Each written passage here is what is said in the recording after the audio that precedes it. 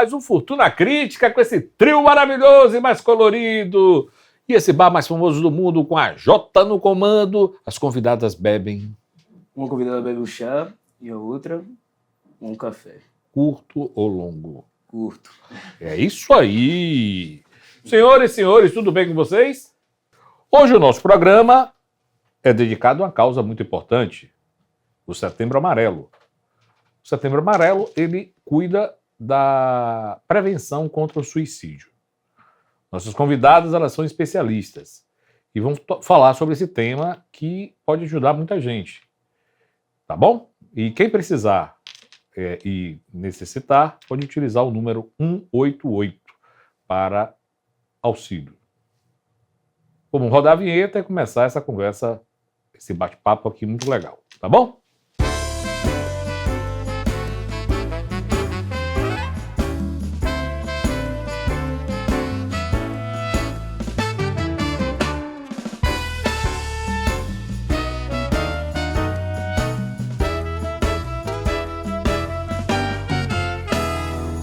Hoje a nossa conversa é com duas profissionais da área de saúde que ajudam pessoas com comportamentos suicidas. Pode entrar Maíra Cerqueira e Cíntia Mesquita.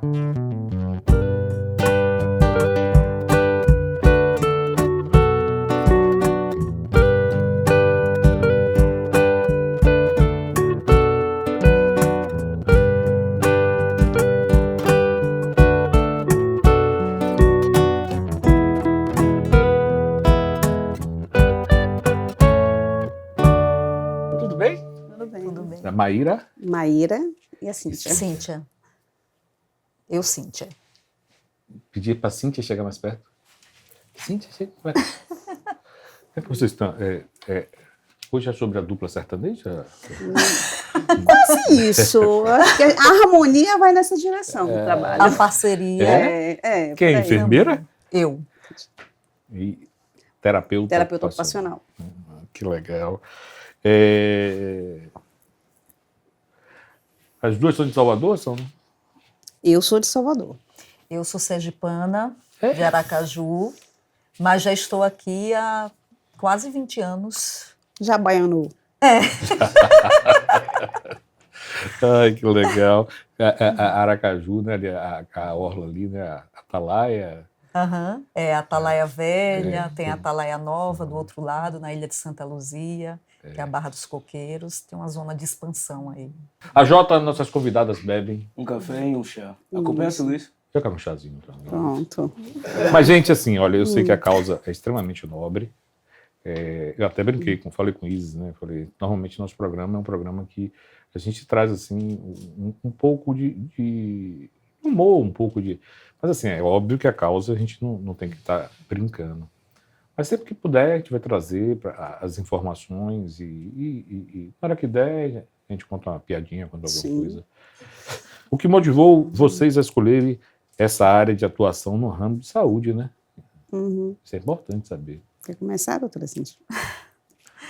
Bom, as motivações, assim, eu acho que de uma forma geral, isso aí eu falo por mim, acredito que por várias outras pessoas também, termina vindo de questões que são muito familiares, né? No meu caso, né, eu tenho um histórico assim, familiar de tentativas de suicídio e a gente encontra também, né, entre as pessoas que a gente atende, né, um histórico semelhante. Mas, enfim, eu né, cheguei aqui em Salvador, sou enfermeira, né, de formação, e o que terminou me inquietando assim, né, enquanto enfermeira, era de ver nas emergências, né, eu trabalhei na emergência durante um período relativamente longo, e o que me inquietava era como as pessoas, por que as pessoas chegavam por tentativa de suicídio, nas emergências termina chegando muito. Então, isso começou a me inquietar. Já trazia algumas inquietações, né, do ponto de vista pessoal, e aí, quando eu fui trabalhar, essas inquietações, elas só aumentaram. Então, na tentativa de responder ou de tentar buscar, né, alguma resposta para essas inquietações, eu fui aí, né, me enveredando para o estudo relacionado ao comportamento suicida e buscando, né, que motivos, né, os porquês e descobri que são muitos porquês, Imagina. Sim. muitos. Bem, já eu, assim, eu era adolescente, tinha uns 13 anos, fazia parte de uma juventude na época, de um centro kardecista, e a gente fazia muito trabalho em comunidade, e o coordenador da juventude era uma pessoa extremamente equilibrada, espiritualizada, muito tranquila, fazia yoga e meditação. E aí, um belo dia, a gente descobre que essa pessoa tinha, né, se auto-infligido, ele tinha se suicidado. E assim foi um impacto para todos. Porque ele era uma pessoa extremamente equilibrada. Como uma pessoa tão equilibrada e tão espiritualizada tira a própria vida? E eu era uma pessoa muito próxima a ele, né? Então eu comecei a pensar, que dor é essa que fez alguém que a gente tinha como exemplo de uma pessoa tão equilibrada, de repente findar a existência? E comecei a pensar sobre isso. Fui fazer faculdade de terapia ocupacional, estagiei em saúde mental e no CAPS, isso bem lá em 2000, porque eu já tenho um tempo, né? Não vamos revelar a idade, mas já tem um tempo. E aí em saúde mental, eu encontrei outras pessoas também que tinham tentado suicídio várias vezes. E eu comecei a me interessar para entender que dor era essa. Não era uma dor qualquer, né? E é uma dor que você não pode ver no exame de imagem, que você não pode ver no exame laboratorial. É a dor que às vezes nem tem nome, né? E foi quando surgiu a possibilidade de estar no Núcleo de Estudo e Prevenção do Suicídio e iniciar um trabalho direcionado só para pessoas com comportamento suicida. Nesse caso, essa pessoa que você falou não tinha comportamento nenhum, né? Que desse sinais aparentes, não. Não, né? Que desse sinais aparentes, não. Porque nem todo mundo que vai tentar o suicídio dá sinais. Que é uma coisa que a gente vai estar falando aqui, né? Porque existe um mito que quem quer se matar diz e não é vai assim. Se matar. Né? Muitas vezes a pessoa não diz, isso é um mito. E ele não tinha, aparentemente, nenhum sinal, como a gente tem outras pessoas que a gente atende, que, por exemplo, quando elas estão mais deprimidas, quando elas estão num estado mais crítico, emocional, é quando elas estão postando nas redes sociais que elas estão maquiadas e felizes. Então, você nunca vai imaginar, por exemplo, que aquela pessoa vá tentar tirar a sua vida. E os fatores são os fatores mais, assim, você não consegue entender, né? Porque, assim, eu recentemente... até fui pego de surpresa também, uma pessoa conhecida que atentou contra a vida e o fator foi porque alguém não podia viajar com ele, alguma coisa nesse sentido, que provavelmente deve ter sido alguma coisa que estava lá escondida, alguma coisa que estava presa, que aflorou, né? Um gatilho, não sei, talvez. Isso. A gente chama isso de fator manifesto, né? Aquilo que aparentemente motivou, mas... Cíntia vai trazer vários fatores. É o que precipita, né? Então, muitas vezes, e aí eu digo, né, enquanto profissional que trabalhei na emergência, ali na linha de frente, né, naquele primeiro atendimento, muitas vezes se tinha, quando era uma mulher que chegava por tentativa de suicídio, deve ter terminado um relacionamento, e eram raras, né, situações em que homens chegavam, porque os dados, né, estatísticos, tanto internacional quanto nacionalmente falando, trazem, né, que homens buscam métodos que são mais agressivos do que mulheres. E isso tem algumas questões de gênero, inclusive, né, em relação a isso, né, de ter que ter uma maior resolutividade. Quando chegava, né, o homem por tentativa de suicídio, não foi nem homem para morrer. Então, essa situação aí, que é uma situação de criar, né, sabe o estigma do louco, da pessoa que tem uma menor-valia, que tem uma desimportância. Então, isso também é um fator de risco para que a pessoa tente suicídio novamente. Achei engraçado que existe até machismo nessa hora, né? Isso. Sim. A música para o nosso chá e o nosso café.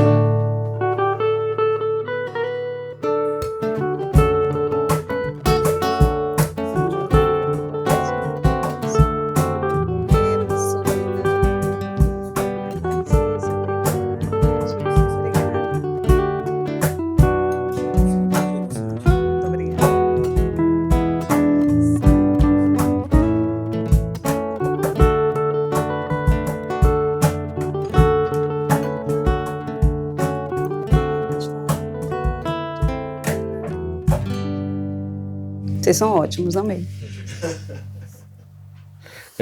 Quais os fatores de risco mais levam as pessoas a tentar contra a própria vida, né? Quais são esses fatores? Pegando o gancho que você fez com o machismo, a própria questão cultural, muitas vezes, ela termina criando um ambiente que torna as pessoas mais propensas, no momento de desespero, a fazer isso. Né? Então, assim, dentro da literatura clássica da suicidologia, a gente sabe, assim, que, por exemplo, homens casados, né, o ser casado, em tese, seria um fator de proteção. Então, homens divorciados, homens viúvos, homens separados, já ficariam um pouco mais vulneráveis, Sim. né, Cíntia? A própria questão, por exemplo, o homem, normalmente, quando ele vai buscar um serviço de saúde para falar dos seus problemas, ele está num nível de sofrimento tão intenso que, geralmente, ele chega na emergência já com a tentativa. A mulher, culturalmente, ela cuida-se mais. Então, a mulher, ela fala, às vezes, da dor dela com o motorista de ônibus, com a cabeleireira, com a pessoa que cuida do seu filho. O homem não. Culturalmente é esperado que o homem não fale das suas dores. Então, muitas vezes, o homem também sofre com isso, essa expectativa de que o homem ele não pode revelar. Você não vai chegar num bar com seus amigos para falar, eu estou pensando em morrer porque eu não estou conseguindo manter minha casa. Você vai falar de outras coisas. Pois é, essa conversa tá chata, né? Mas mulher não, a gente tem esse hábito de falar mais da gente. Então, assim, socialmente falando, é muito mais complexo para o homem falar dessa dor. Por isso que muitas vezes, quando esse homem chega, quando ele não consegue ter um método tão efetivo, ele sofre, às vezes, a ironia, né, Cíntia? Que é isso que você está trazendo no serviço.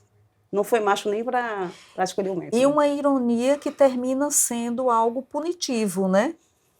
Traz ali uma situação de punição que só replica mais um momento infeliz da vida dessa pessoa, né? Quando você me ocorreu agora quando você pergunta, né, sobre fatores de risco, porque a gente vai ter as violências em suas diferentes expressões, então seja a violência física, seja a violência sexual, psicológica, patrimonial, a história de tentativa, né, de suicídio na família ou naquela pessoa, né?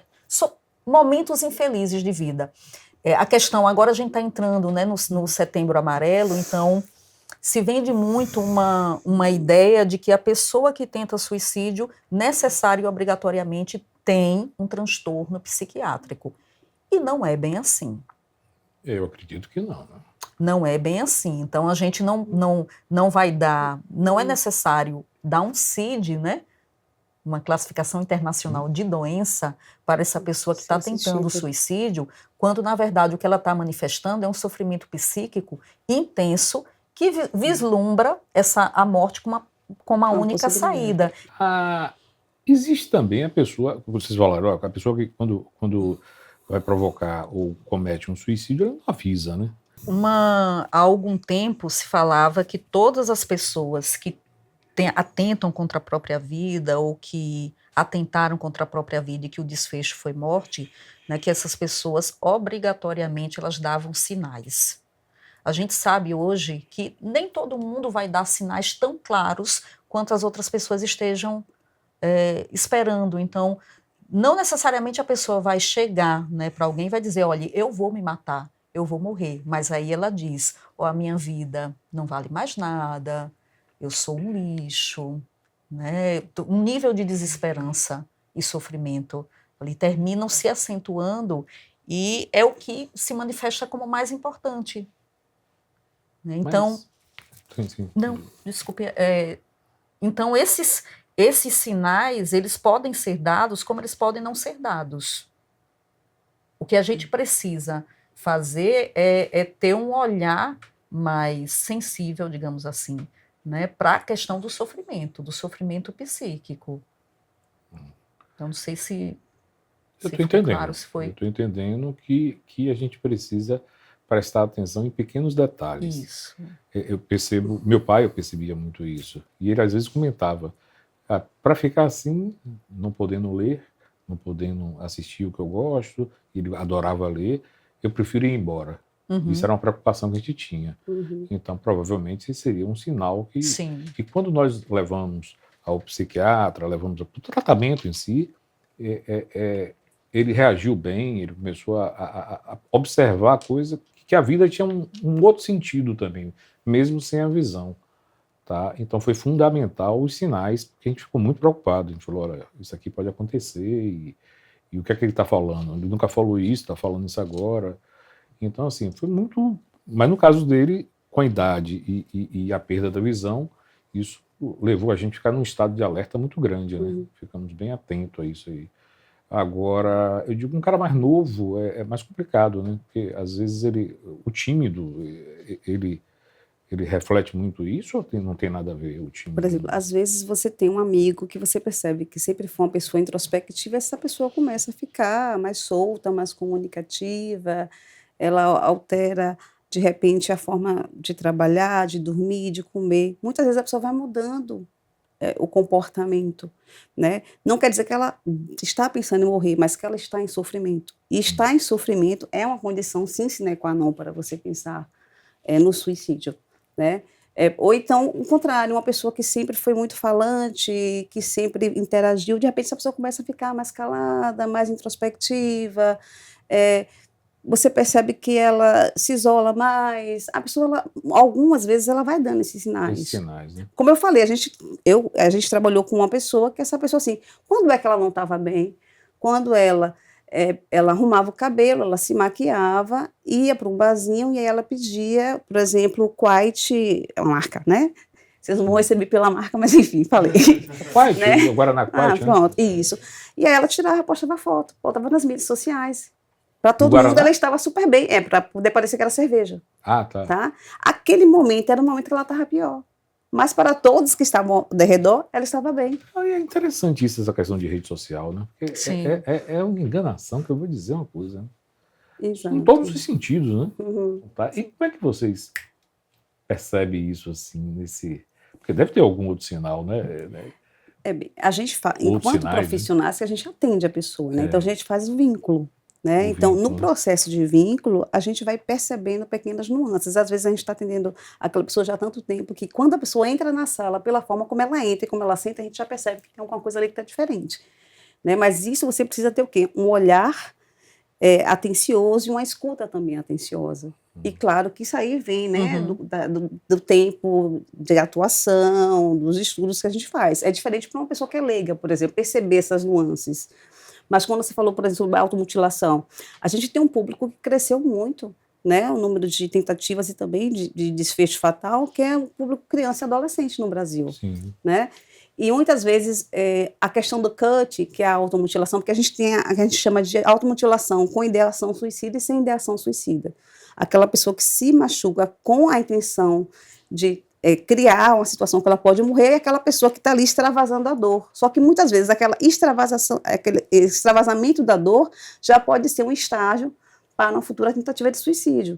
E como o adolescente, ele ainda está no desenvolvimento do seu cérebro, né? Então ele é muito mais impulsivo, ele é muito mais vulnerável a influências, a não lidar muito bem, por exemplo, com situações de frustração. Muitas vezes ele vai e ele não pensa muito, ele atua, né? Então vai e se machuca, enfim. Então, assim, tem alguns públicos que a gente precisa ter uma atenção especial, e a gente tem percebido um aumento, assim, exponencial, criança, adolescente, população LGBTQIA+, que é uma população extremamente vulnerável, pessoas em situação de rua e idosos maiores de 60 anos, e mulheres em situação de violência. São os públicos que, assim, as políticas públicas do Brasil teriam que ter muita atenção com esse público, porque é um público extremamente vulnerável. Isso é fato, né? Sim. Não pode nem... Ai, que coisa.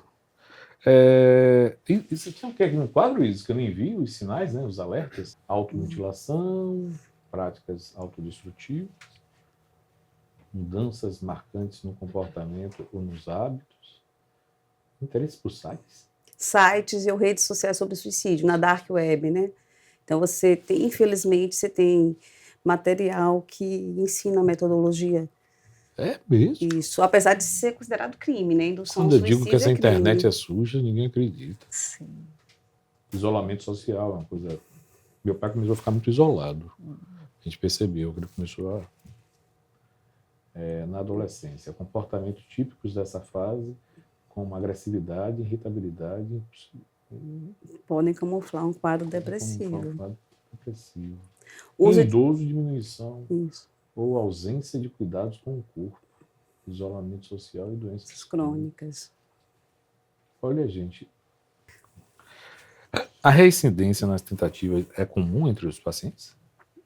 Também. Depende muito do perfil, Uhum. né? Do perfil e da ambiência que aquela pessoa tem, o estilo de vida mesmo, né? E o ambiente em que ela está. Os pacientes que a gente atende, nós somos um serviço especializado, né, em relação ao comportamento suicida, então são pessoas que têm quadro de moderado a grave em relação ao comportamento suicida. Então, já existem, inclusive, alguns estudos internacionais que trazem especificamente um perfil de pessoas que têm uma característica de serem múltiplos tentadores de suicídio.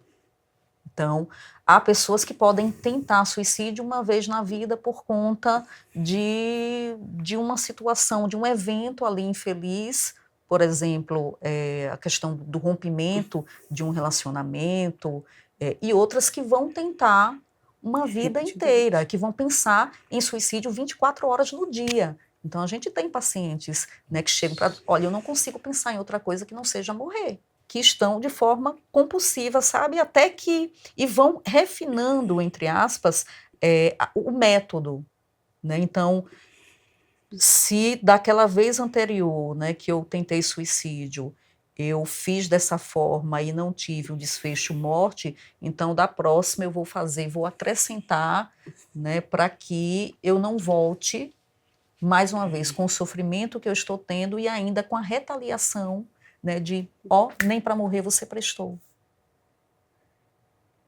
Porque as pessoas ouvem isso. Às vezes no serviço de saúde é muito comum ouvir esse tipo de coisa. De vários profissionais, tecnicamente muito bem qualificados. Olha, isso é preocupante mesmo, né? E na visão de vocês, vem aumentando por quê no Brasil? Bem, assim, nós assinamos, né, um pacto internacional que até 2020 a gente deveria diminuir em 10%. A gente aumentou 21%. Nossa. Esse período. Houve uma redução do índice de suicídio em boa parte dos países da Europa, Ásia, Oceania, mas nas Américas a gente teve o efeito inverso, e sobretudo no Brasil. E o Brasil, a gente tem algumas questões bastante específicas em relação a questões estruturais, de saúde, sociais. A gente também, em determinado momento, a Organização Mundial de Saúde fala que a gente tem que reduzir acesso a meios da pessoa morrer. Sim. E durante um tempo no Brasil, a gente teve um governo que, por exemplo, facilitou o acesso a um meio fatal, que é a arma de fogo. Uhum. Né?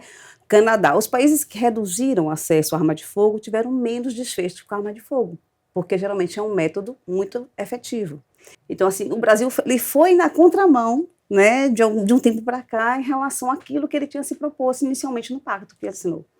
Então, a gente tem questões. É importante pensar que, quando a gente fala sobre prevenção do suicídio, a gente não está falando só da questão do indivíduo, mas da questão da sociedade. Sim, né, de pensar na questão estrutural, social, econômica.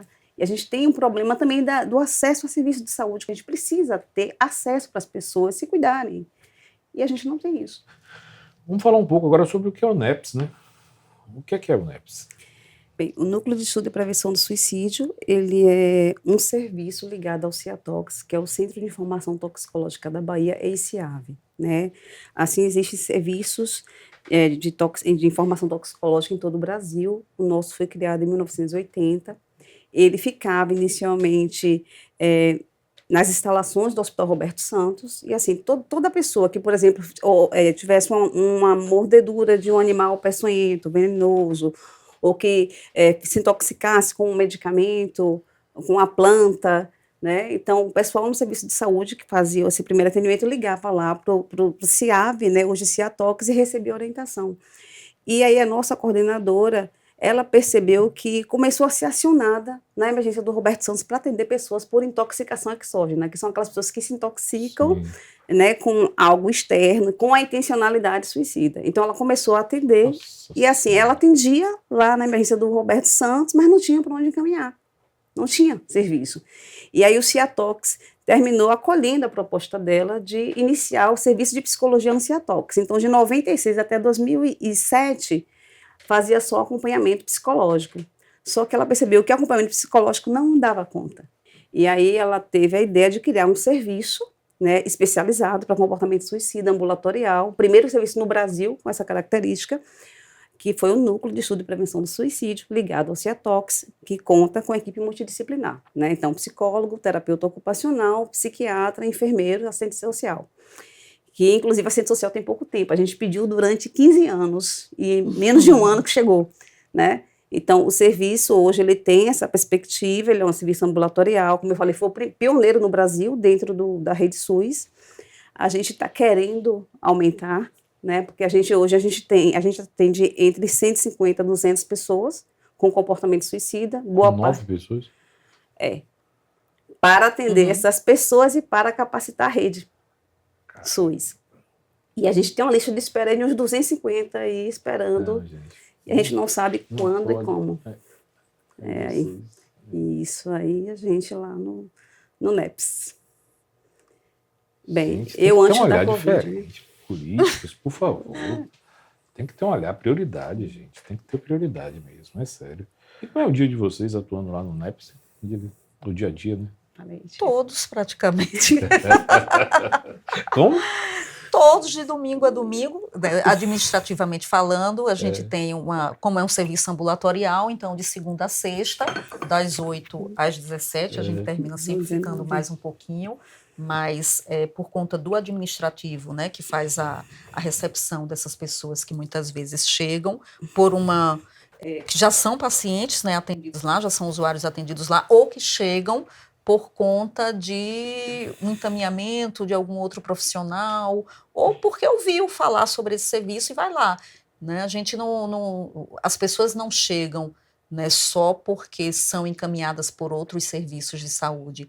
Essa demanda do ponto de vista, né, de espontânea, ela pode surgir, embora seja um atendimento ambulatorial. Mas o plantão toxicológico, como é um centro de informação e assistência toxicológica, então o plantão toxicológico para orientação, informação, inclusive para intoxicação autoprovocada, 24 horas por dia, 7 dias por semana, de domingo a domingo. Como funciona o canal Galera Vida? Tá. Né? É porque antes você perguntou o que a gente faz no NEPS, É no né? dia a Com os dia, usuários, era o no dia a dia a dia. dia. Isso. Bem, a gente tanto faz o atendimento individual dentro das especialidades, como a gente faz também abordagens grupais. Nessas abordagens grupais, então a gente tem lá Cineps, que é a sessão de cinema no NEPS, onde a gente traz documentários, filmes, e a gente discute, né, com os usuários a partir daquilo que a gente assiste. A gente tem a ciranda literária, que acontece na última segunda-feira do mês, que a partir mesmo de leitura, de música, a gente faz toda uma discussão em torno de como as pessoas são tocadas pela arte. A gente tem a oficina de informação, que essa oficina de informação, tem o jornal, que é o produto da oficina, o jornal está na 15ª edição, o jornal, as colunas são decididas pelos usuários e são também elaboradas pelos usuários. Então, tem colunas que a gente leva 4 meses discutindo até chegar à elaboração da coluna. Quando a gente finaliza, são 6 colunas, aí a gente organiza o jornal em PDF, publica o jornal na rede social. A gente tem um canal que é ligado também a essa oficina, né, que lá tem vídeos não só dos usuários, como vídeos que são ligados à temática da prevenção do suicídio, que é o canal Galera Vida NEPS. E temos as nossas redes sociais. E a gente também tem o grupo de terapia ocupacional e a oficina de criação literária, que é uma oficina que foi muito bacana. A gente deu uma parada nela, que quem era facilitadora era uma usuária nossa, onde os usuários faziam contos, microcontos e poesias, e aí produziam um livro. Né? Então, assim, a gente sempre utiliza a arte como uma forma de expressão, né? De pensar esta dor e, para além da dor, pensar na vida. E eles falam desse viver. Também, então, que é o cinema do NEPS. Então, que a gente vai trazer ali filmes que estejam ligados não necessariamente à tentativa de suicídio, mas a questões de vida. Inclusive, pode surgir, sim, alguma comédia, né? A gente tenta sempre fazer uma discussão. Inclusive, o primeiro filme, né, que nós assistimos foi o Divertidamente, com ali uma participação dos usuários, trazendo comentários, o que foi percebido daquilo ali, que tipo de identificação, né, no projeto de vida deles mesmo, né? Existe ali o que se pode, o que se leva, na verdade, né? Dessa arte, assim, para a vida. E atividades externas também que a gente faz. A gente já marca, vai para o teatro. Assim, eu já fui dia de sábado com eles, que não era o nosso horário de trabalho, mas a gente marcou, a gente foi para uma sessão de teatro. Né? Porque as pessoas precisam estar na vida, né? Elas precisam estar na cidade, elas precisam sentir-se, né? Caminhando. Mesmo. Tem uma época do ano em que os casos são mais frequentes? Sim, você quer falar? Imagina o Natal, né? Natal deve ser Existem algumas épocas como Natal, Ano Novo, quando vai se falar, né, numa possibilidade de vida diferente e algumas pessoas percebem que o sofrimento só aumentou, famílias, né, reunidas, você pode até pensar, mas o Natal é uma data festiva onde a família está ali confraternizando, não necessariamente, principalmente se vem de famílias que são disfuncionais, né, de famílias que são abusivas. Então, Natal e Ano Novo por conta dessas viradas, né? Qual o principal mito sobre o suicídio e que as pessoas acreditam, né, no suicídio, né? Qual o principal? Mitos. Bem, um dos mitos que a gente tem é que quem quer se suicidar não fala. Quem quer se suicidar fala, muitas vezes sim. Porque às vezes a pessoa fala assim, não, se quisesse se suicidar, não estava aí dizendo que está sofrendo, não estava se cortando. E muitas vezes a pessoa fala. Mas muitas pessoas terminam minimizando aquele sofrimento. Acho que é só para chamar atenção. A gente sempre fala assim, se está chamando atenção, porque está doendo, né? Porque se fosse para chamar atenção, você botava um abacaxi na cabeça. Você não ia se cortar, você não ia beber. Quantas pessoas estão aí no uso abusivo de substâncias psicoativas, por exemplo, e estão com um quadro depressivo? Não sabem que estão com um quadro depressivo, né? Porque a bebida, o álcool, que todo mundo acha super bacana, super legal, é uma das substâncias psicoativas mais complicadas de você tratar. Porque, como ele é socialmente aceito, todo mundo está bebendo o tempo todo, em todos os lugares, então quem tem, muitas vezes, a depressão, camufla com o uso da substância psicoativa. Né? Então, assim, são cuidados que a gente tem que ter. Então, esse é um mito. Quem pensa em se matar, fala, sim, muitas vezes fala. Né? Um outro mito é em relação... Quer falar? A Deus, por exemplo. Né? Então, quem tenta se matar ou quem se matou, com certeza era uma pessoa que não tinha Deus no coração. Ou era fraca, né? Imagina, era aquela pessoa fraca, aquela pessoa que não buscou Deus. E isso também é um mito, né, imenso. E nós já tivemos, inclusive, líderes religiosos aqui no Brasil, como o padre Fábio de Mello, o padre Marcelo Rossi, que foi o primeiro, inclusive, a trazer nessa... Teve depressão também. E isso teve um processo, né? Passou aí por um processo depressivo e que pensou, inclusive, em tirar a própria vida. O próprio padre Fábio de Mello e tantos outros líderes religiosos, né, que já trouxeram isso. Então, não é falta de Deus. Existe uma situação ali relacionada ao sofrimento psíquico. Agora, o padre Marcelo Rossi, é sério, ele passou no aeroporto de Congonhas, eu estava forte, eu disse, nossa, olha, o cara... foi uma das formas que deve ter utilizado para combater a depressão, né? Ele era educador físico, né? Então, assim, atividade física a gente grandão, sabe, né, que assim, ajuda na baixinho, passei. Eu disse, olha, com esse padre eu não brigo, não. Esse daí tá forte. Eu vou chamar um pequeno intervalo para a gente beber uma água, alguma coisa assim, e daqui a pouco a gente volta com um papo aqui com Cíntia e Maíra.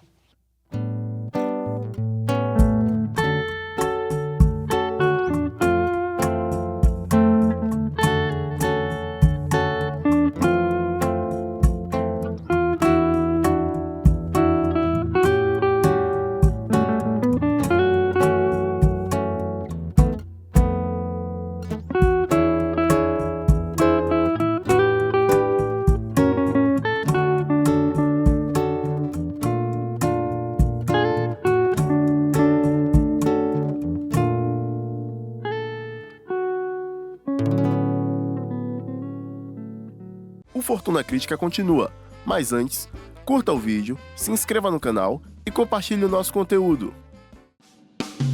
O talk show mais querido da internet agora está também no Spotify.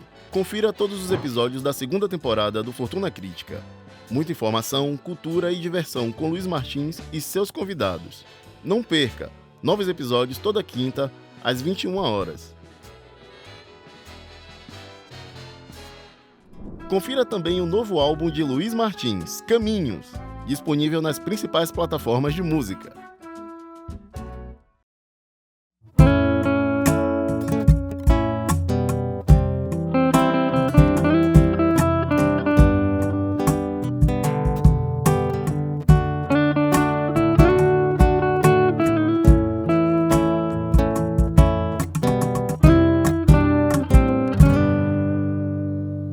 Raulzito, né? Pegou profundo. Pegou forte aí. Tenha fé na vida. Estamos de volta aqui com Cíntia e Maíra. Gente, eu queria fazer uma pergunta, assim, no primeiro bloco vocês falaram, como é que é a absorção disso, o dia de vocês, pós-dia, né? Como é que é isso aí? Bom, eu confesso que, assim, numa perspectiva, assim, bem pessoal mesmo, já cheguei a me perguntar, assim, o que é que eu estou fazendo mesmo aqui, o que é que eu estou prevenindo, né, de uma forma geral, se a pessoa tenta um suicídio hoje, ela tenta suicídio amanhã de novo, e aí dá uma impressão de que está se enxugando o gelo, né, de você estar ali sempre fazendo, Mas e com a acontece. possibilidade do desfecho morte, sempre.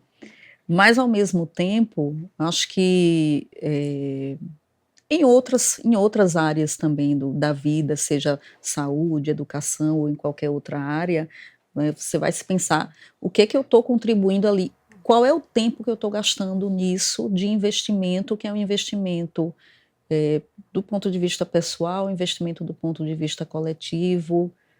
Então, assim, de que forma que eu estou contribuindo? Então, é pensar sempre... Eu tento pensar, né, sempre dessa forma e também priorizar hoje, né, já há alguns anos assim que eu venho fazendo um exercício de também higienizar, né, do ponto de vista não é só o trabalho, então eu posso sair do trabalho e ir ao cinema, eu posso sair do trabalho e simplesmente chegar em casa dormir, dar um detox assim, né, do celular. A pandemia, eu particularmente falando assim, fiquei muito no nível de ansiedade, assim, muito alto, né, durante a pandemia e do pós-pandemia, e estou fazendo um processo agora contrário, e aí, né, fazendo inclusive terapia, né, a gente precisa, Sim, né, esse fazer suporte, né? ter esse suporte também para fazer um detox, assim mesmo, né, dessa precisar separar, né, o que é o trabalho, o que é a minha existência ali, de uma forma pessoal, e de forma que eu posso contribuir, então... Tento fazer esse exercício, e é um exercício diário. Bem, eu posso dizer que eu estou tentando achar a melhor forma. Porque, assim, além de trabalhar, eu sou mãe de uma filha de 9 anos, então é uma demanda de cuidar tanto no trabalho quanto em casa. Então, muitas vezes, momentos, por exemplo, de estar sozinha e estar em silêncio, para mim, valem ouro. Né? Eu busco o silêncio, né? Vou para debaixo de uma árvore, tento fazer meditação. O silêncio para mim é muito importante, porque eu passo o dia todo ouvindo.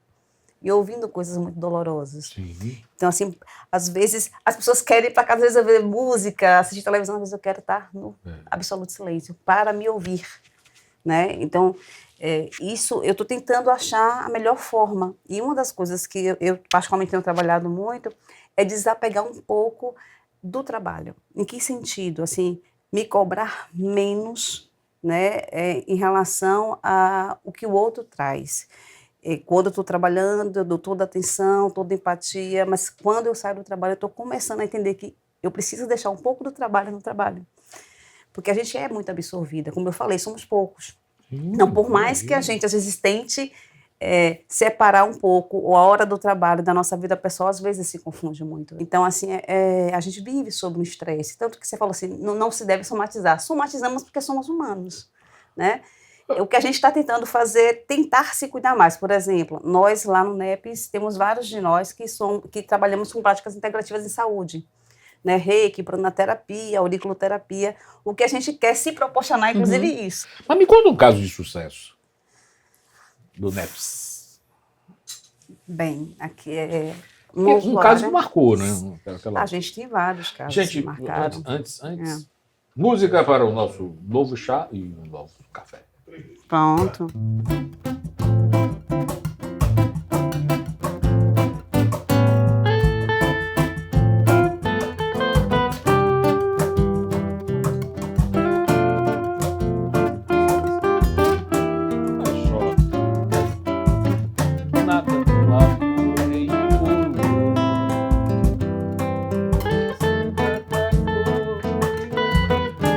sambadinha aí, Major.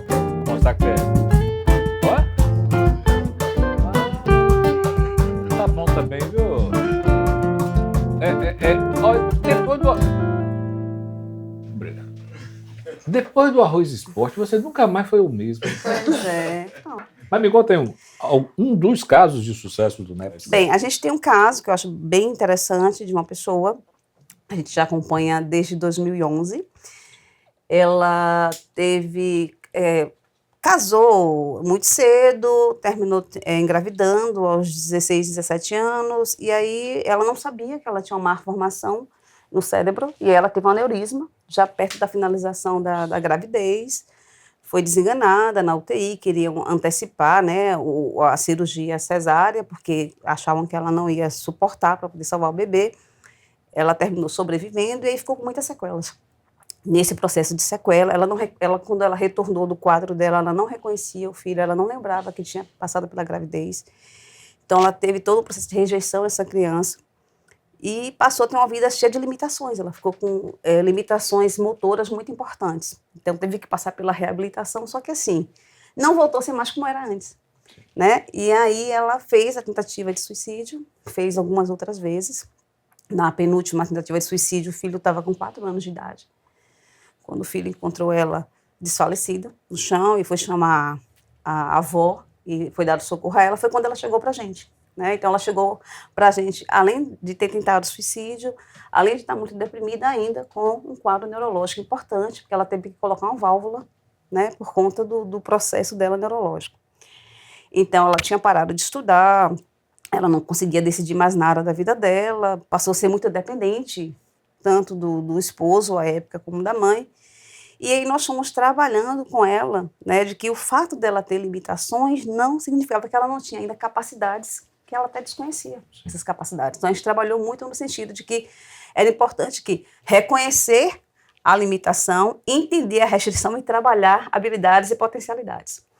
Então, ela voltou a estudar. Ela, eu não vou conseguir voltar a estudar, vai ser difícil. Voltou a estudar, finalizou o ensino médio, queria muito poder trabalhar. A gente fez o encaminhamento dela, ela fez adaptação para o mercado de trabalho, começou a trabalhar, tinha um sonho de entrar na faculdade. Isso para alguém que jamais se imaginava terminando o ensino médio. Passou em veterinária na UFBA. Olha que legal. Depois ela passou em Ciências Sociais na UNEB. E hoje ela está no 5º semestre em Sociais, né? Conseguiu iniciar uma nova relação afetiva, porque o casamento já tinha acabado há muito tempo, mas ainda havia uma relação de apego a esse relacionamento anterior. E hoje ela fala assim, ela falando ontem sobre consensualidade no relacionamento, né? Eu vou ser socióloga, eu vou ensinar na escola, eu quero ensinar para adultos. E ela me dizendo ontem, eu estava atendendo ela, ela falou assim, Mai, eu nunca imaginei que eu estaria onde eu estou. Eu nunca imaginei que eu conseguiria crescer tanto. Hoje eu sei que eu posso. Hoje eu tenho uma casa, hoje eu estou fazendo faculdade, eu tirei meu ensino médio que eu não imaginava, hoje eu tenho um namorado, hoje eu consigo ter o meu quarto do jeito que eu quero, hoje eu me sinto gente. Né? Então foi um trabalho assim, exaustivo, né, Cíntia? Uhum. Exaustivo porque ela precisou se empenhar muito também para poder se permitir. Né? A gente tem esse caso, tem outros casos também de uma usuária que também não tinha parado de estudar e ela tinha muita vergonha, né, de ler. Ela disse, eu não vou voltar a estudar não porque eu tenho vergonha de ler. E aí a gente começou a falar um pouco de como era a infância dela. E ela descrevendo para mim a infância dela, da fazenda do pai até a escolinha onde ela estudava. Brincando, sentindo o cheiro de mata, de lama. E eu perguntei o que acontecia geralmente nesses momentos. Aí ela disse assim, meu pai pedia para eu pegar o graveto. E eu tinha que escrever com o graveto. Você é cheirosa, você é linda, você é gostosa. O pai forçava ela a ler, escrever e abusava dela. Ah, tá. E aí o que acontecia? Como ele forçava ela a ler aquilo, ela foi se sentindo incapaz de ler. Então chegava na escola, ela não conseguia ler. Porque durante anos ela foi abusada por esse pai, terminou tendo uma filha desse pai, né? E parou de estudar. E depois que foi para lá, para o NEPS, ela voltou a estudar. E começou a fazer, tirou o ensino fundamental, depois ensino médio, ficou faltando a redação do Enseja. Eu não vou conseguir escrever, Maíra. Eu falei, vamos lá, vamos pensar o seguinte. Tem um poeta brasileiro, Gregório de Matos, né, lá na época que a gente já estudou na escola, né? E aí tem uma poesia dele que é Para a Freira que de Pica-Flor me chamou, né? Aí eu peguei essa poesia, e peguei Gatinho Angorá, de Sandro Becker, né? E aí eu falei a ela, olha, veja o que você consegue fazer dessas duas poesias, né? E aí ela fez uma poesia, a partir de Para a Freira que Pica-Flor me chamou, de Gregório de Matos, e da música Gatinho Angorá. E quando ela viu que ela conseguiu fazer aquilo, ela disse assim, eu consigo escrever. E aí ela fez uma redação e conseguiu passar no ensejo. Que legal. E conseguiu tirar o ensino médio, né? Então, assim, são pessoas que muitas vezes chegam despossuídas de esperança, mas que aos poucos vão conseguindo encontrar novos caminhos, novas formas de existir. Bem legal. É forte, mas é bem legal. É isso aí, meninos. Eu fiquei curioso com uma coisa. Quando vocês percebem que não precisam mais acompanhar ou tem que estar sempre acompanhando, mesmo que com intervalos maiores? O que a gente tem trabalhado assim. Alguns usuários a gente começa a espaçar mais os atendimentos individuais. Mesmo né? nesses casos de sucesso. Por exemplo, essa pessoa que vinha semanalmente para atendimento individual para os grupos, hoje ela vem uma vez no mês para atendimento individual e fica vindo para as oficinas de informação, por exemplo. Então, hoje ela contribui muito com o jornal, né? Com essa informação que a gente torna público para a população de uma forma geral, né?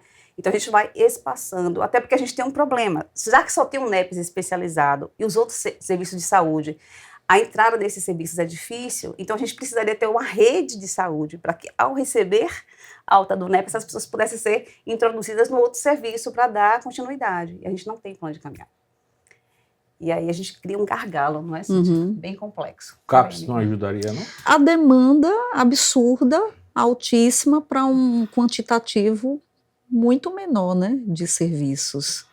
Então, o que se propõe, né, como uma rede substitutiva em relação da reforma psiquiátrica, da questão do tratar, né, do ponto de vista da atenção psicossocial aqui no Brasil,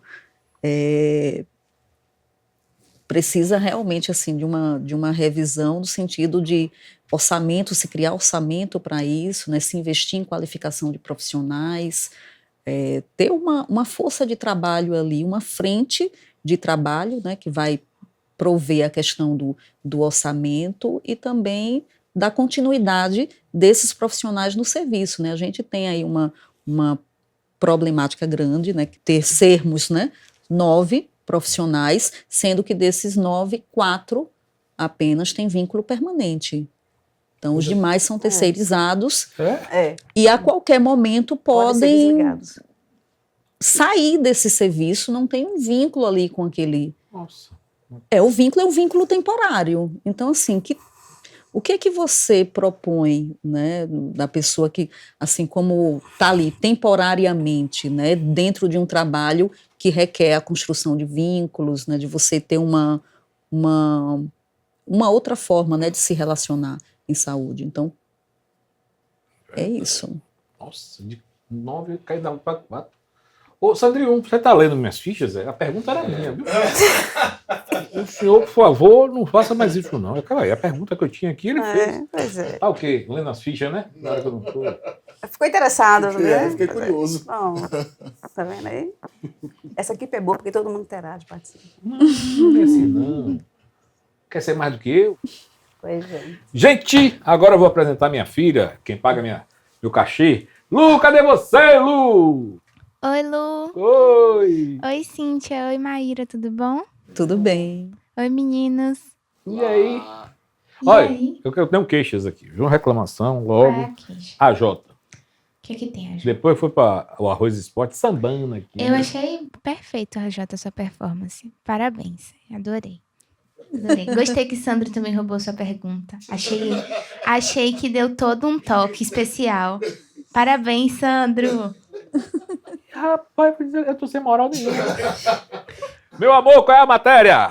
Hoje a gente vai falar de prevenção ao suicídio. Roda a matéria. Setembro é um mês de conscientização de uma causa urgente. O suicídio é um grave problema de saúde pública mundial. Segundo a OMS, aproximadamente 1 milhão de pessoas morrem por suicídio a cada ano. É a terceira causa de morte entre jovens e o Brasil ocupa o 8º lugar no ranking mundial. Por tudo isso, esse assunto não pode ser negligenciado. Atuar para prevenir o suicídio é uma preocupação para toda a sociedade, não apenas para governos, instituições ou profissionais de saúde mental. O ambiente familiar acolhedor, o envolvimento em atividades sociais e o acesso a serviços de saúde mental são vitais para a prevenção de atos contra a própria vida. Individualmente, é preciso acolher o sofrimento do outro com uma escuta atenta e interessada, sem julgamentos, críticas nem lições de moral. Nessas situações, ouvir é mais importante do que falar. Que esse Setembro Amarelo seja mais uma oportunidade para preservarmos vidas. Esse foi o UFC News de hoje. Até a próxima! Gente, Importante. forte, né? Sim, bem forte. A sua pergunta, quando você fez de como elas conseguem, né, sair um pouco desse ambiente na vida, deve ser uma coisa muito difícil, né? Porque é todos os dias. A gente aqui, que a gente vive o trabalho, às vezes final de semana, a minha irmã que não trabalha com a gente fala, para de falar de trabalho. Eu fico imaginando como é na cabeça de vocês, né? Porque é uma coisa tão pessoal. E eu digo muito isso aqui. Eu vejo mais os meninos do que eu vejo meu pai, porque meu pai passa mais tempo viajando. Então é como uma família, é uma relação que a gente cria. Então deve ser muito difícil, né? Desvincular. Quantos são na equipe, minha filha? Vou mandar falar pro doutor. Tá. Rolou ciúmes aqui agora, peraí. Mas se você parar pra pensar, você vê mais André do que você me vê. É uma tristeza. É uma tristeza. O azar é seu. Já vi que rolou um ciúmezinho lá também. Mas Não, assim, Pra mim, não. Eu não vejo André. o pacote é difícil de aguentar, viu? Eu sei o que é isso. Eu sofro bastante. Esse André vai sempre dando trabalho, né? E aí, meu amor, perguntas? Sim, no Brasil, quais os canais de apoio as pessoas podem buscar para prevenção? Bem, a gente tem aí um 88 que vocês colocaram, que é ligado ao CVV, né? Ele se tornou um número gratuito há pouco tempo, né? Há 4 anos. O próprio CVV, além do 88, eles têm um chat, né? E o próprio site onde você pode conversar.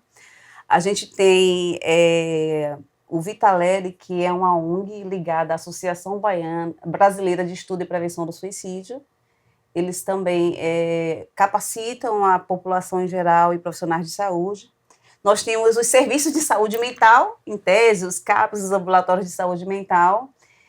Nós temos a SaferNet, que é uma entidade ligada ao terceiro setor, que faz aí o controle e mediação em relação às mídias para evitar o efeito Werther, efeito contágio, publicações, fotos e mensagens que poderiam impactar negativamente a ponto de contagiar pessoas que estão vulneráveis a tentar suicídio, que é um trabalho importante também, né, que o SaferNet faz.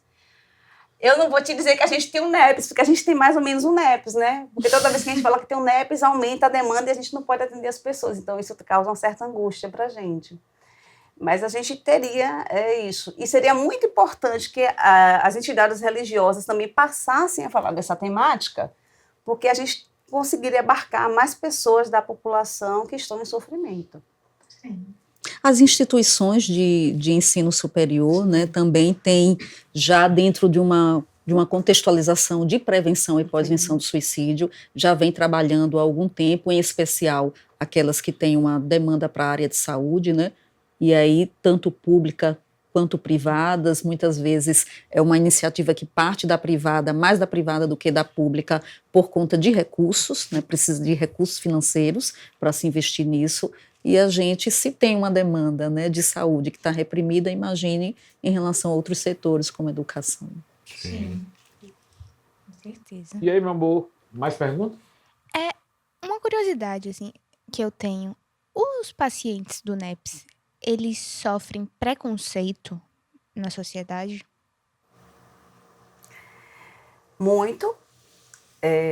Da própria família, dos amigos. E quando alguém tenta suicídio, o que a gente percebe?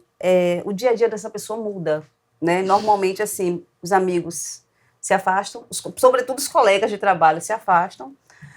Só permanece aqueles amigos que já são amigos, que acompanham aquela pessoa há muito tempo na sua vida. O núcleo familiar, ele fica muito desestruturado, muitas vezes, porque, assim, estar com alguém que tentou suicídio, muitas vezes para a família, estar com alguém com que elas não vão saber lidar muito bem, né? Então, a família, é difícil para a família fazer isso, então precisa buscar apoio para saber como lidar com isso, mas normalmente sofre-se um preconceito, porque você tentou romper com a vida, né? E a depender da religiosidade, da prática religiosa que essa família tem, isso pode ser muito mais complexo, porque se acredita que quem tenta suicídio vai para o inferno, que essa pessoa não tem fé, como o Cíntia falou da questão do mito.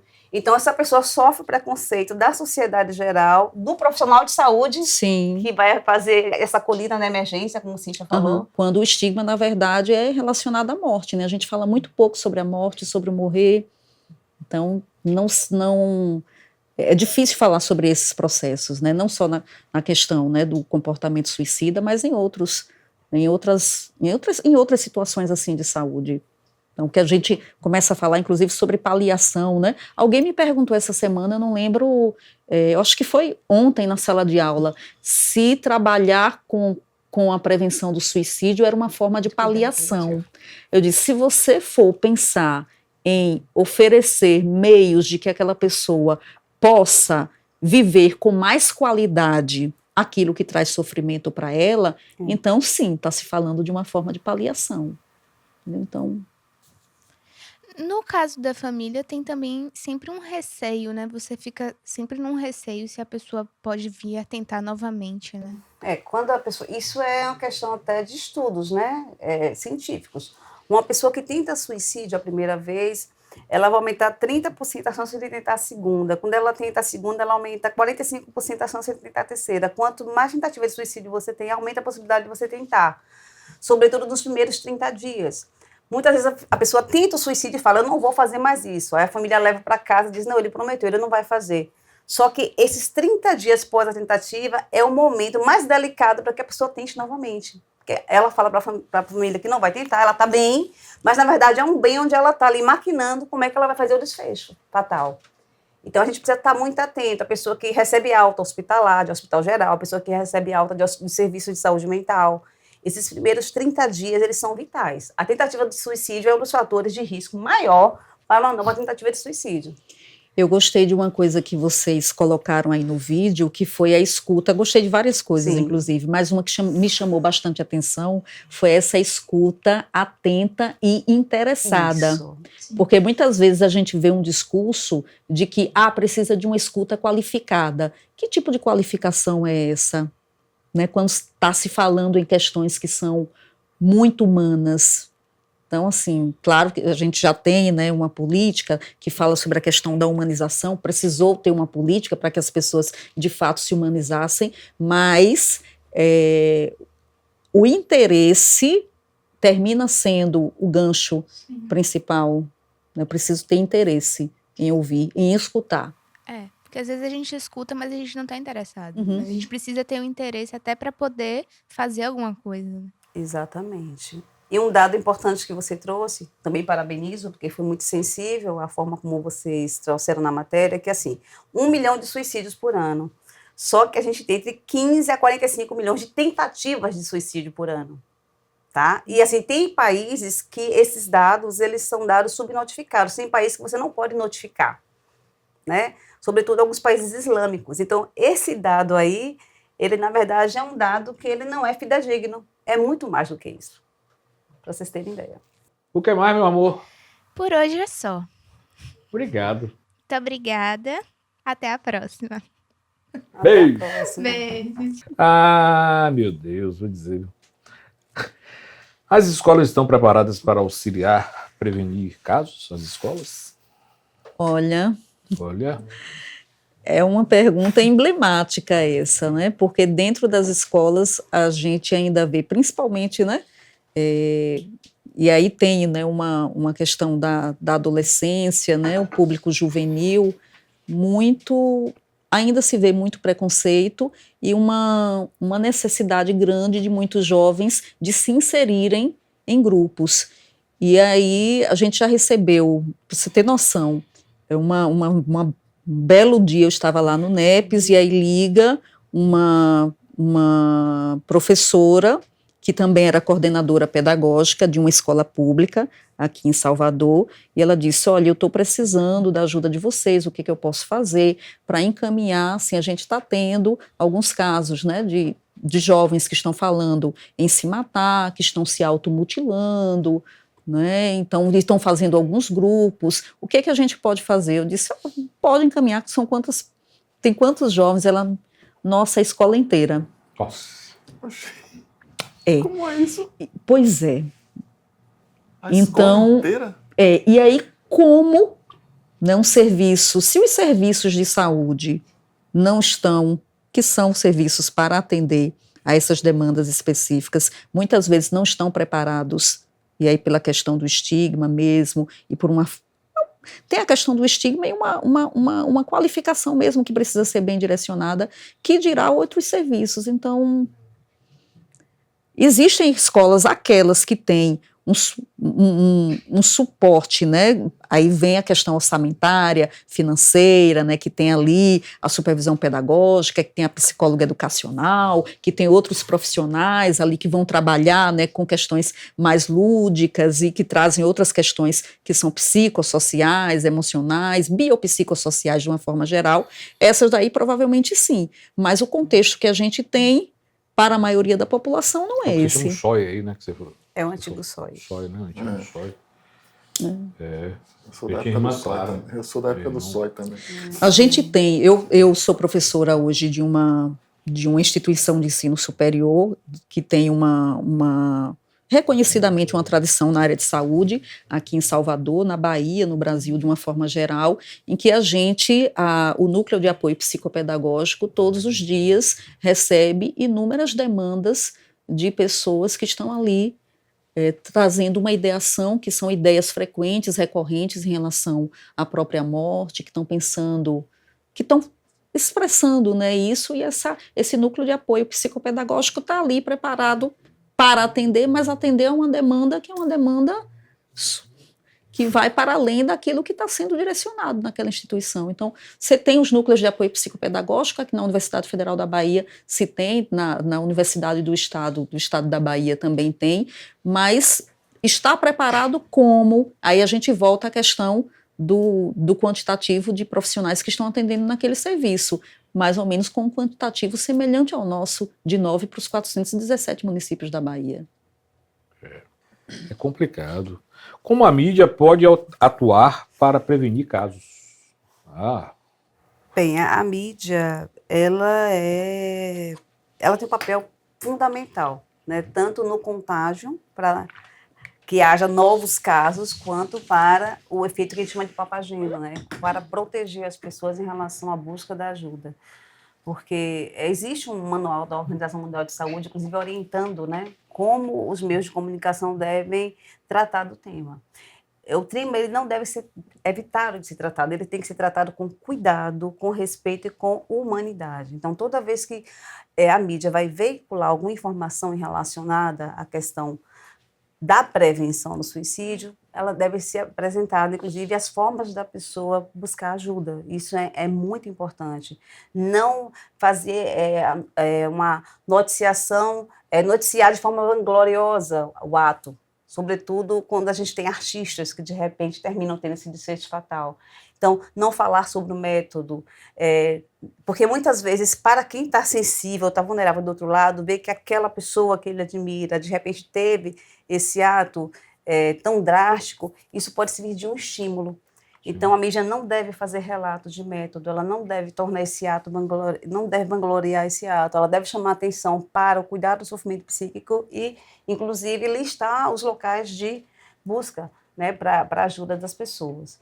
E informar da forma que vocês estão informando, com cuidado, trabalhando a questão assim, que a gente precisa avançar em relação à compreensão do que é o fenômeno do sofrimento humano, a compreensão de que se alguém diz a você que está sofrendo, pare, escute e ouça. Agora você só pergunte se você estiver realmente disposto a ouvir. Porque nossa coordenadora sempre fala, antigamente você passava por alguém ou você via alguém, você falava, como você está? Hoje você fala assim, você está bem? Você nem quer saber como é que você já tá. pergunta Você com já a pergunta se ela tá resposta, bem, né? né? Pois é. Ela não pode dizer que ela não... Se ela disser eu não estou bem, você vai parar para ouvir? Porque muitas vezes as pessoas, agora no Setembro Amarelo mesmo, a gente está vendo gente vendendo aí palestra pronta sobre prevenção do suicídio, coisas absurdas. Pessoas que se oferecem para fazer escuta. E, na verdade, essa escuta ela tem que ser atenciosa, ela tem que ser interessada, ela tem que ser respeitosa. Então, vocês podem ajudar muito trazendo essa temática, como vocês estão trazendo, né? Falando desses dados, falando da necessidade de escuta, falando desses grupos vulneráveis, chamando atenção para a necessidade de políticas públicas que realmente se preocupem com assistência e cuidado. E programas como o de vocês, tratando essa temática de uma forma leve, mas séria, ajudam, porque eles informam. Que mensagem vocês deixam para pessoas que tenham o comportamento suicida? Vamos lá, agora, o que é que você pode falar para esse público aí, que vai assistir, que vai... Olha que podem existir outras saídas que não sejam apenas o desfecho morte, né? E aí tem uma coisa interessante que a gente já discute sempre, né, em vários momentos das atividades individuais, nos atendimentos em grupo, e que surgiu hoje, inclusive, na oficina, que muitas vezes a pessoa, ela já morreu tantas vezes que a morte do corpo físico é apenas mais uma morte, sabe? Muitas mortes parciais aconteceram na vida daquela pessoa. Mas, assim, existiram essas mortes, mas houve também renascimento. Então, a gente precisa... A vida, ela é feita de altos e baixos. Eu não vou ser feliz o tempo inteiro, eu também posso não ser triste o tempo inteiro. Então, é uma possibilidade de pensar... em outras possibilidades, né? de se viver. Né? Vida e morte estão ali juntos, mas eu posso pensar em outras saídas, né? Não necessariamente nessa, até porque eu não sei se essa é a melhor saída. E o que pode vir depois disso. E aí, pensando, né, assim, às vezes a gente conversa com alguém que está vivenciando esse processo e fala assim, mas eu vejo tudo cinza, tudo preto. Pensar que, assim, além do preto e do cinza, tem várias outras cores. Então, esse momento pode estar muito ruim. Mas se você se permitir encontrar outros caminhos, outras formas de lidar com aquela dor, você pode enxergar que existem outras cores também no seu espectro, né? E é importante você saber que existem pessoas profissionais, existem lugares onde você vai ser acolhido, você vai ser respeitado na sua dor. Existe, sim, lugares, pessoas e formas de lidar com a dor de outra perspectiva que não seja só a morte. Ok, Cíntia, Aira, muito obrigado, foi um prazer. Obrigada. A casa é de vocês, voltem sempre. A gente puder colaborar e ajudar, a gente vai estar sempre aqui falando e ajudando. Eu já Eu agradeço. Muito obrigada, gente. Obrigada, gente. E esse foi mais um Fortuna, um grande beijo!